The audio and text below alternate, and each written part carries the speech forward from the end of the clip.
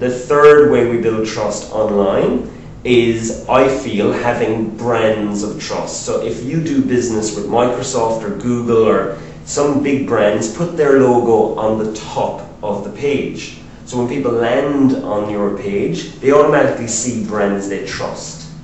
So in my case, if I had a partnership with Flight Centre, selling tour guides, if I had a partnership with Webjet, so people purchased a flight to Bangkok and then got a tour guide in Bangkok, I would put those brands, which are trusted here in Australia, up on the very top of my website, with the approval of the owners of the logos, of course. So in summary, building trust offline for Shanghai Vision and building trust online for Our Explorer were two totally different experiences. However, critical to converting clients to, or leads to, a sale. Okay. Absolutely critical. And it never stops. You get an award, you put the award on the website. Building trust. You know, just keep adding trust building things to your website, because they will increase your conversion rate for online sales. Okay, great. Let's stick with Shanghai Vision for a moment. Yeah. And I want to go a little bit more into the sales here. Okay. Again, trust, credibility, and you've explained, I guess, the process right up to up to the point where you've got them in the office and you're actually selling them. What about handling objections, though? I mean, again, it comes back to, I can see you've got this trust and all that, but they're still, not throwing away, they're still investing a few $100,000 potentially with high risk in China. Absolutely. How did you deal with obstacles that would come up sort of regularly? Excellent question. And this is how I trained my sales staff, the salespeople that worked with me. We always had a philosophy in Shanghai Vision that, number one, facts are the key to a sale. You never give your opinion. Okay. So, but I feel or I think Shanghai will be the #1 city in the world by 2010. Therefore, lots of rich bankers will live in Shanghai, and therefore the rental yield will increase in Shanghai. So I think it's a good investment. I think it's no good in sales for high volume products or high value products. So what we did is facts. The fact is, the Formula One is coming to Shanghai in 2004. Disneyland have said they're going to build in Shanghai. The Expo, which just passed, is in 2010. So we gave them facts, undisputable facts of why people would be driven to Shanghai, both for tourism but also for work. You know, it was a fact that Hong Kong had been rescinded by the British, and therefore China was no longer focusing on Hong Kong as their financial hub. It's a fact that they're focusing on Shanghai as the new mainland financial hub. So all of these facts is something we kept going on. You know, the fact that they have a plan to double the size of the airport by 2009. So that's how we did it. Okay. We always gave facts. Point two, I always said to my salespeople, so the golden rule number 2 is, if you don't know, you don't know. Yeah, okay. Don't be red-faced, mate. If you don't know, just say you don't know. Actively write the question down so you're engaged with the client. Yeah. I'll get back to you. And do. It's very simple. You wrote it on a white piece of paper. The meeting ends. You research it. You contact somebody that might know the answer. Maybe my business partner in Shanghai, if it's a very technical question on, is the bedroom window east facing? Do you get the morning sun? Don't lie. Say, I don't know, write it down, and actually that builds more confidence. Yeah. You know, if you admit that you don't know. Why? Because then another question like, what's the taxation in Shanghai when I exit sale? So there's a 20% capital gains tax, there's a 1% property holding tax, and all of a sudden the client 100% trusts your answer. Because he or she's thinking, well, you know, if this guy didn't know, he'd just find out. So if he's telling me this is the answer, I trust him. Yeah. So those were the 2 golden rules. Always just tell the facts, never give your opinion, and when you don't know, just say you don't know, but get back to the client with the answer. So talk me through the actual sale of this business. Yeah. Pretty much, I mean, just some parts maybe we didn't discuss, but obviously, I mean, you started this, you saw the gap, you took it, you suddenly expanded to, I mean, over those few years you expanded to 3 offices, Yep. you're doing all this PR, you're getting all these sales made, and the business is obviously to a sizable amount that you're looking to sell, or you're looking to pass it off. Yep. Talk me through that actual sales process from there. Yep. So you're right. We did build it to 3 sales offices. Yep. In the UK, Ireland, and Australia. So we had the fortunate situation of getting big developments in Shanghai. A developer, as an example, that has 130 apartments in his development, he or she could give all of those 130 with confidence to Shanghai Vision, because we were selling to 3 markets. So if we were selling to one market, it might take us 9 months to sell 130 apartments. Because we had 3 markets, we were selling the units in 2 months. Yeah, okay. So that was stage 1. I knew I had to build the sales volume, the sales locations first before I exited the company. Once I had that done, I was surprised to be approached by one of the sales managers. I was scheduling a sale to a corporate, and that plan was outlined to all my staff so they knew, but one of my staff members said, I'd actually like to buy the company. Okay. So it was actually a management buyout. And the beauty of a management buyout is you know the person that's buying your company. The person that you're selling it to knows the company intimately, so the due diligence is extremely quick. Yeah. Mark is the gentleman's name, and he was in the Dublin office in Ireland. And Mark knew the company intimately. He knew the developers. He knew our client base because he's a sales guy. Yeah. So he was very comfortable transacting this deal. We negotiated a price, like always happens. That's the exciting bit at the exit sale, just trying to get the price reasonable for both parties. And he signed over with a check and purchase within 3 weeks. Very, very quick. Okay. Because it was a management buyout. I wrote a list of things I wanted personally and things I was willing to risk and not willing to risk. Okay. And it came down, as you know now, to an e-commerce business because of the low setup costs.